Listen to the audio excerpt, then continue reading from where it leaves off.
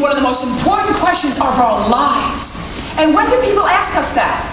When we're 5. And everything's a dream. Mr. Contest Chair, fellow Toastmasters, and guests, when we hear the word dream, it often sounds intangible, unreachable, but it's not. If you can think it, you can do it. I'm not saying it's easy, but dreams are possible. When I was 16 years old, I was faced with choosing a college and career, major life decisions. And I had lots of ideas, but nothing seemed to quite fit. My brother said to me, why not advertising? You're really good at drawing and writing, and you love watching TV.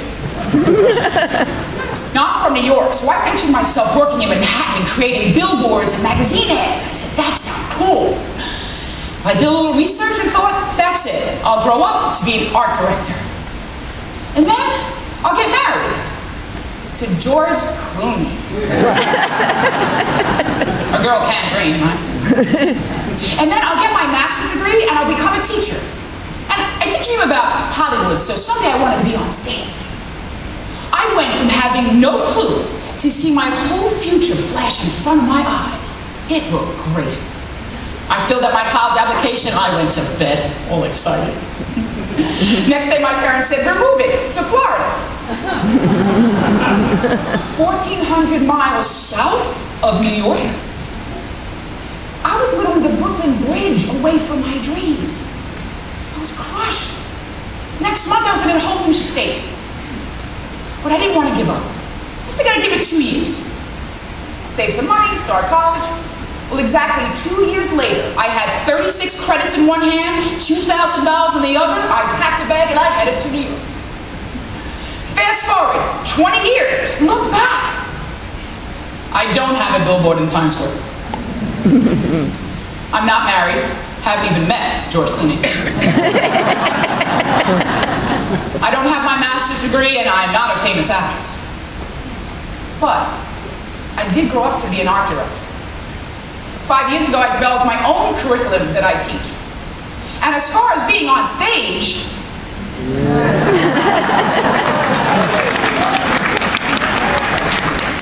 I was even an extra in Steven Spielberg's War of the Worlds. I was a runner. And can I tell you what I do for a living today? I'm a career coach. I help other people find their dreams. Now, I don't have a magic wand to help you do this overnight. But I'd like to share with you 3 tips that over time can help you bridge your dream to reality. Rules that I live by. Number 1, plan ahead. Planning doesn't guarantee success, but it does guarantee the best possible outcome. Think about it. We spend over a year planning that one very special wedding day. We spend over 6 months planning a well-needed 2-week vacation. And we spend weeks planning a 3-hour party. But most of us don't spend any time at all planning the rest of our lives. Let's spend a few seconds. Here's a crash course on career planning. Think about your skills, what you are good at, and your interests, what you like to do for fun, and put the 2 together. For instance, if you're good at writing and you love eating, you can be an editor for a food magazine. If you're good at math and you love the outdoors, you can be on a finance team for a Go Green project. If you're good at speaking and you love sports, you can be a radio announcer. And if you're thinking, oh, I couldn't have those jobs, I say, why not? Who has these jobs? People. People who were once 5 years old with a dream. All you've got to do is put a plan together and put it into action. And while you're on this journey, use a calendar to keep track of everything. How easy is it to forget? You just forgot that. Write down every task of your dream. For instance, Monday at 6, create your resume. Wednesday at 2, call that recruiter. Thursday at 7, attend that networking meeting. Friday at 8, go on that date. Life's not all about career dreams. If you keep track of your life will keep on track. Number 2, take risks. At 21, I took a job way off my career path to pay for college. At 25, I took a non-paid internship to jumpstart my marketing career. At 29, I resigned without a job lined up to escape that company's bankruptcy. And at 32, I launched a business in a field I didn't even know existed because it felt right. You have to discern what you're willing to do for your dream, and then take calculated risks that work for you. And while you're looking for a job, break the rules. If a job posting says no phone calls, call. No one else is, you might get through. If the posting says no personal visits, walk in. You just might ride the elevator with the hiring manager, like I did.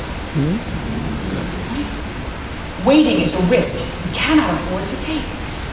Which leads me to my final tip. Keep moving. If you don't like your job, change it. If you don't know how, get help. And if you're not willing to do the work, then stop complaining. That just keeps you standing still. Listen, the vision to our future is straight. The road to it is not. Do at least one thing every day towards that goal. And don't stop until you're happy. We work for more than 1/3 of our lives. Isn't it worth doing something you love? A few months ago, I did meet the man of my dreams. Be diligent. Be patient. And get out there and do it. Listen, my dreams surely mean nothing to you, but they meant the world to me. They still do. Yours should too. So when you get home, plan ahead, take risks, and keep moving, because whether you are 6 or 106, your mission, everyone's mission, is possible.